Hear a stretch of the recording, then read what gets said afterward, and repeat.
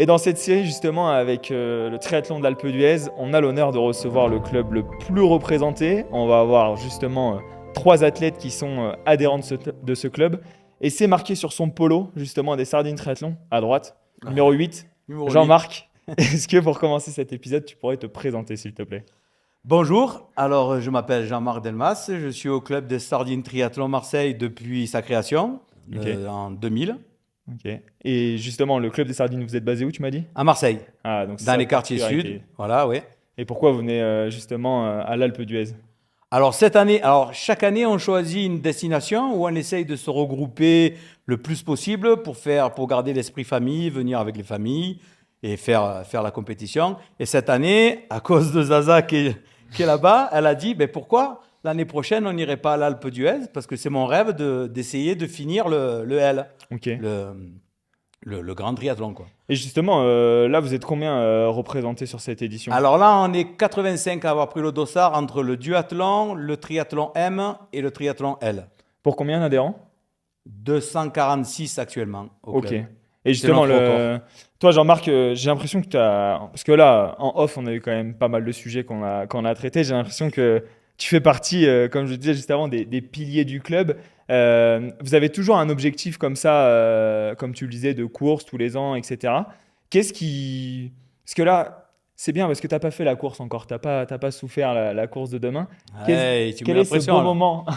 Quel est ce beau moment que vous passez en club? Quelle est la particularité justement du triathlon de l'Alpe Ben d'Huez déjà, pour l'instant? l'avantage de se regrouper comme ça sur une même épreuve, quand on est nombreux, eh ben c'est le jour de la course, bien sûr, parce qu'on est nombreux à se croiser, on a les supporters, mais c'est toute la préparation qu'on fait avant, Ouais. les entraînements groupés, les reconnaissances quand c'est pas trop loin, comme à l'Alpe d'Huez, où on peut venir passer des week-ends, comme on a fait, dormir à Bourdoisan, venir faire le parcours vélo en entier, Ok. la course à pied, repérer, faire des bonnes bouffes, rigoler, voilà. Et l'esprit sardine, comme on dit, plus qu'un club. Incroyable. Et du coup, ouais, sur cette partie préparation, parce que on a souvent des questions, mais vous, vous avez de la chance, vous habitez à Marseille, donc il y a quand même un peu de dénivelé. Oui.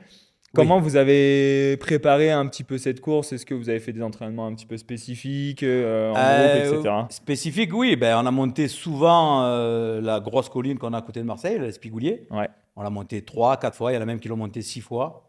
Les 6 cents, ils appellent ça. Donc, on s'est entraîné la plupart du temps sur ça. Après, on essaye de prendre les voitures et Ouais. d'aller un petit peu plus loin pour aller faire ou le Ventoux, qui est pas trop loin de Marseille non plus. Voilà, on essaie d'organiser toujours pour être assez nombreux et passer une nuit dans le même hôtel. Et justement, l'esprit du club des Sardines, là, juste après, donc on tourne ce premier épisode pour montrer que bah, les clubs sont aussi les bienvenus à l'Alpe d'Huez. C'est vraiment un esprit familial, un esprit de groupe, etc. Toi, tu disais, il y a plusieurs personnes sur différentes courses. Vous avez aussi des enfants qui sont représentés parce que je sais que votre Et catégorie non. jeune, elle est quand même Ouais, ouais, ouais, bien on a pas conséquente. mal- on a 80 enfants, mais je crois qu'il y en a pas un qui est Ok. venu. Donc c'est Ça, vraiment c'est... parce que voilà, les familles n'étaient pas Les familles, on disponibles. a essayé de les mobiliser, mais longtemps à l'avance, quand nous, on a pris nos dossards. Donc, ils nous disaient, non, mais c'est trop tôt pour les enfants, on ne sait pas, l'été. Ouais.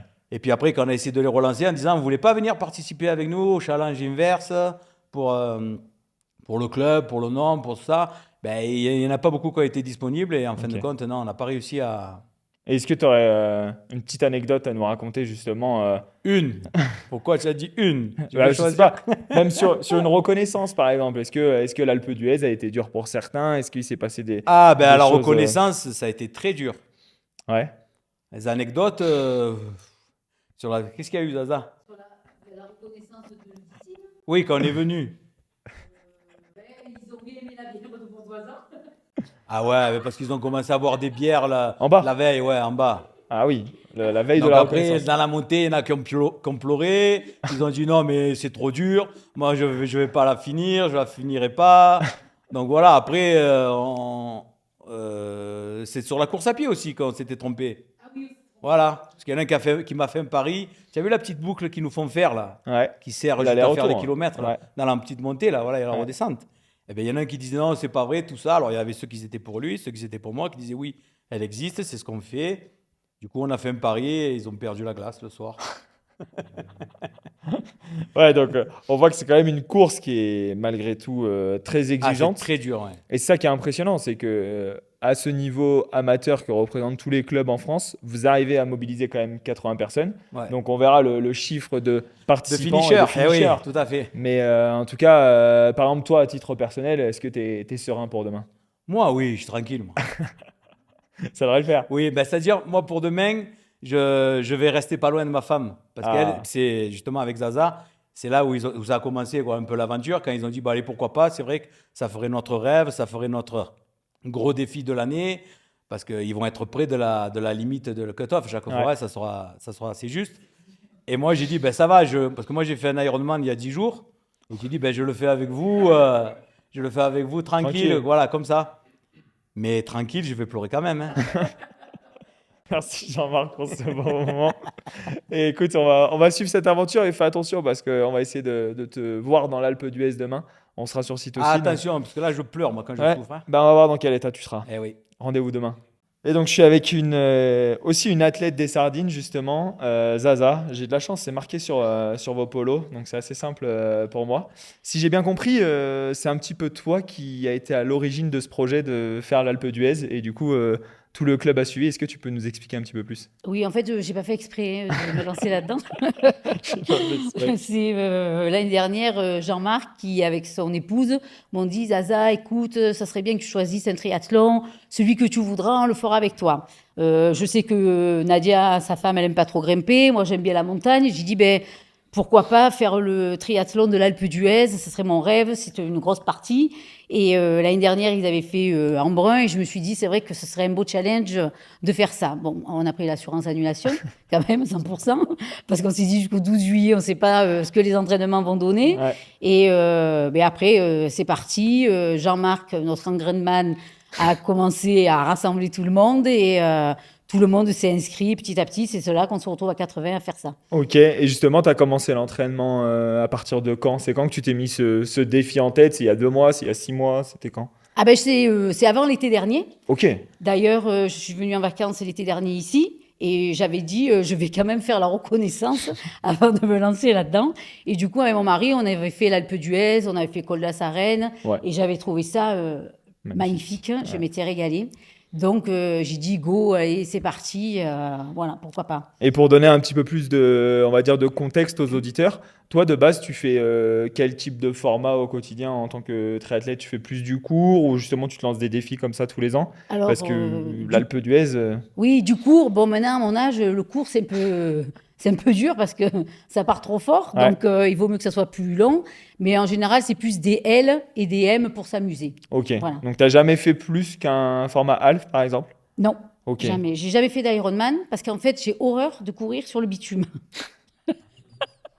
Donc, Ouais. je choisis des L pour faire 20 km de bitume, 21. Ouais. Et là, ça tombe bien parce que c'est Ouais, un et peu puis, moitié-moitié. Et puis, le dernier qu'on avait fait, c'était le Naturman. Et j'avais Ok. adoré, voilà, ouais. de faire ça dans un espace montagneux, le lac, la verdure. J'avais trouvé ça magnifique. Non, Voilà. c'est sûr que c'est une belle épreuve, mais moi je dis toujours que par exemple le triathlon d'Alpe d'Huez, il est entre un half et un petit peu un full parce que en temps d'effort, malgré tout, avec ce gros morceau de vélo, Mhm. ça reste quand même conséquent. Et justement, tu nous disais que tu avais pris cette assurance annulation pour te rassurer.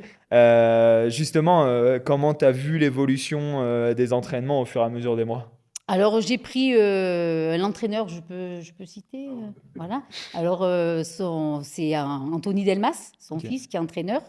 Et il m'a mis sur la plateforme Idou. Ok, Et du coup, depuis le mois de février, j'ai demandé qu'ils me suivent et qu'ils me fassent un plan par Ouais. rapport à ma forme, à ma carrière professionnelle. Parce que bon, c'est vrai que, et je lui dis, puis tu me diras, au fil de l'eau, si je peux y arriver ou pas. Donc, on a même fait un stage tous ensemble à Majorque, on a fait pas mal de dénivelé. ok. Voilà, au mois d'avril, après on est venu faire ici faire des reconnaissances. Puis après à Marseille, on a fait des espigouliers. Je suis partie au Ventoux avec mon mari pour faire. Voilà. Bon, l'espigoulier, on en a mangé, là je peux plus les voir. Et ça représente quoi justement en termes de volume d'entraînement? Est-ce que c'est 5 heures par semaine, 10 heures par semaine. Ça s'équilibre comment un petit peu pour Alors, toi? ça a démarré crescendo en février avec des 6 heures, 7 heures d'entraînement petit à petit, hein. Et après, ça a monté jusqu'à des 15 heures Ok. par semaine, voire 16, où il y avait les gros week-ends, tous les week-ends, avec le vélo, course à pied derrière, le lendemain à nouveau vélo. Ouais. C'est vrai que ça a pris beaucoup de temps sur ma vie, bon, ben, personnelle, hein. C'est Ouais. vrai que, voilà, donc mon mari, il a été derrière et il m'a dit, vas-y, fonce. Donc, voilà. Ouais, Du c'est sûr que coup, c'est une belle course où il faut arriver préparé. Et justement, ce qui est positif, c'est que tu n'as pas eu le besoin d'utiliser l'assurance annulation. non, mais j'espère arriver au bout d'ailleurs. Et du coup, comment tu te sens pour cette course de demain? Est-ce que tu es détendu? Est-ce que tu as encore des appréhensions sur la partie vélo, la partie natation? Comment tu ressens ça? Ben, l'appréhension, c'est plus si je crève. Ouais. Pour changer une roue avec les cut-offs, ça va être un peu chaud. Mais du coup, ben, j'ai pris la bombe anti-crevaison, de chambre à air. Et je me dis, j'ai changé les pneus, la révision du vélo. J'ai tout fait pour que rien se passe, voilà, et que tout soit avec moi. Et en tant que sudiste, la température de l'eau en bas ne te fait pas trop peur? Non, je suis allée déjà nager au lac Buclé. Ah, ok. Donc, j'ai vu que la température de l'eau était déjà bien fraîche. Mais je nage même en hiver à Marseille, Ah oui. ouais, dans l'eau fraîche. Bon, Donc, bah, ça va. ça va. Voilà. C'est pas une crainte. Bah Non. écoute, avec grand plaisir, on essaiera de suivre cette aventure et bravo à toi d'être, on va dire, aux prémices de l'engagement de tout le club et de voir Ouais. que maintenant, il y a Et 80 j'espère être personnes. sur cette ligne finisher avec toutes les sardines Il n'y a pas et de que raison. tout le monde soit là, arrive jusqu'au bout, quoi. Et Voilà. ouais, C'est on une belle verra aventure, hein. le nombre de finishers, justement, le nombre de sardines qui passent cette ligne d'arrivée. Ouais, voilà. Merci à toi. Merci. À très vite. Ciao, ciao. Ciao. Et donc là, je suis vraiment avec du coup le troisième adhérent qui représente le club des sardines. Anto, pour commencer, est-ce que tu pourrais nous expliquer les différentes courses que tu as fait cette saison et où se place l'Alpe d'Huez justement dans ton programme de compétition? Oui, bien sûr. Alors, cette saison, du coup, j'ai participé à l'Alphe des Sables d'Olonne. Ouais. Et du coup, l'Alpe d'Huez, ce sera le deuxième de la saison. Donc, bon, cette année, j'en ai fait un petit peu moins que d'habitude, mais d'habitude, j'essaye de caler un petit peu des M au milieu. Cette année, ça a été un peu plus compliqué. Après, côté perso, avec le travail, c'est vrai Ouais. que il faut essayer d'allier les deux et c'est pas forcément évident. Et comment justement tu t'es préparé quand même à... Parce que du coup, c'est assez rigolo, les sables et l'Alpe d'Huez, où j'imagine tu vas être performant sur ces deux épreuves à ton niveau. On a une course où le dénivelé est presque négatif et une course où le dénivelé est vraiment très important. Comment tu t'es préparé sur ces deux courses déjà? Est-ce que tu utilises le même vélo par exemple pour ces deux épreuves? J'utilise le même vélo pour les deux épreuves et après, en termes de préparation, en fait, j'ai surtout préparé l'Alpe d'Huez avec le dénive. Ok. Et en fait, c'est vrai que le jour de la course des Sables d'Olonne, quand c'est tout plat, on a quand même l'impression que ça roule bien et ça Ouais. marche pas mal. J'avais fait, du coup, alors j'avais pas pu participer à la reconnaissance collective avec tout le club du parcours de l'Alpe d'Huez. Ouais. Par contre, du coup, j'étais venu le faire le week-end avant le week-end des Sables. Et c'est vrai que du coup, le jour où on passe sur les sables et où c'est tout plat, bon là, c'est... C'est tout de suite plus simple. Voilà, exactement. Donc, Ok, et justement, un sujet qui est quand même assez intéressant parce que dans le cadre justement de ce partenariat entre Loop sur Endurance et l'Alpe d'Huez, on traite différents sujets pour apporter de la valeur aux auditeurs, que ce soit ceux qui font l'Alpe d'Huez, mais aussi les autres, parce que l'Alpe d'Huez, c'est une des courses qui se fait en altitude, mais bien c'est sûr. pas la seule en France. Et je parlais avec du coup Fred qui représente la plateforme Aidou et il me disait voilà, l'acclimatation, c'est vraiment un sujet quand même important, il faut arriver quelques jours avant ou alors vraiment la veille. Toi, en off, tu me disais que tu étais arrivé la veille. Est-ce que c'est un choix? Est-ce que c'est parce que tu pouvais pas faire autrement? Et comment tu appréhendes cette partie-là? Bon, pas spécialement un choix, hein, toujours on s'adapte avec toutes les contraintes qu'il peut y avoir. On fait, on a pas mal de choses. Après, est-ce que j'appréhende ça? Disons que j'ai fait pas mal de vélo en montagne, pas forcément, alors un petit peu cette année, mais les années précédentes, quand je préparais d'autres courses en montagne, Ok. je me suis rendu compte quand même que, bon, effectivement, on ressent quand même cette partie altitude quand Ouais. on arrive haut. Mais bon, personnellement, ça n'a pas un impact, je pense, hyper important. Et puis bon, je suis pas non plus là pour performer, Ouais. faire un super chrono. Donc voilà, j'y vais beaucoup pour le plaisir aussi. Et donc Arriver devrait le le jour même, ça devrait le faire. Ouais, c'est vrai que Yes. on le sent plus ou moins, tu vois, sur la partie vélo, parce qu'on monte justement en altitude. Tout à Mais fait. ce que je trouve assez dur, à mon niveau, hein, sur cette partie triathlon Alpe d'Huez, c'est cette course à pied en altitude à 1800, où malgré tout, sur le moindre footing que j'ai pu faire en début de semaine, bah, on commence quand même à le sentir, même si en compétition, comme le disait Fred aussi, si on arrive la veille, on n'a pas ces effets-là, on va dire, de bascule. Donc, c'est vrai qu'il faut plutôt être conscient des effets Ouais. qu'il va y avoir. Mais comme tu le dis, si toi, tu es préparé à ça et tu as déjà essayé, ça devrait aller parce que tu as déjà fait des courses en altitude, justement. Alors, course à pied en altitude, non. J'ai fait un petit peu de trail cette année où on a été un petit peu en altitude. C'était Ouais. le trail du Ventoux, avec des conditions un peu compliquées cette année, mais bon, on est monté un petit peu en altitude. Mais sinon, bon, ça va être quand même un peu, entre guillemets, une découverte de courir en altitude pour la course de demain. Après, bon, je suis assez confiant. Voilà, comme je disais, j'essaye pas d'avoir une super perf, donc Et toi, de ton on côté, essaiera de finir justement, bien. pourquoi tu es venu dans ce que je peux appeler ce traquenard de l'Alpe d'Huez qui a été enclenché par tes deux collègues précédemment? Qu'est-ce Oui. qui fait que toi, tout de suite, tu as été séduit par le projet et que c'est un beau moment de partage? Comment tu ressens ça? Bah, moi, ça a été pour deux raisons. La course en montagne, Ouais, j'adore la montagne, donc c'est vrai que les paysages ici, et encore ici, bon, on ne le voit pas sur les caméras, mais dans le studio, on a quand même les vues sur les montagnes enneigées. ouais, Donc ça, c'est vraiment génial, j'adore ça. Et puis la deuxième raison, c'est aussi le fait de partage et de faire ça avec beaucoup de membres du club. On est au final, enfin, on est devenu une bande de potes, on est devenu comme une ouais. seconde famille, on fait beaucoup de choses ensemble. Alors on fait beaucoup d'entraînements ensemble, on en a parlé, mais on fait aussi beaucoup de pas entraînements ensemble. Enfin, tout ce qui va être à côté, aller boire un coup, sortir, tout ça, on profite quand même beaucoup Le ensemble. resto d'après-course est déjà réservé, quoi. C'est quasiment ça. Attention, hein, parce que les restos sont vite remplis le jeudi soir, On va y faire attention alors. hein. Ouais, ça va. Vous m'avez l'air quand même bien préparé sur cette partie-là. Bah, écoute, Anto, on va essayer de suivre ta course aussi de plus près, de suivre Super. la course de tous les adhérents du club. Et puis, vous êtes quand même assez représenté. Je vais dire une bêtise si je dis le numéro du virage, mais j'allais dire le virage numéro 10, où on voit votre 8.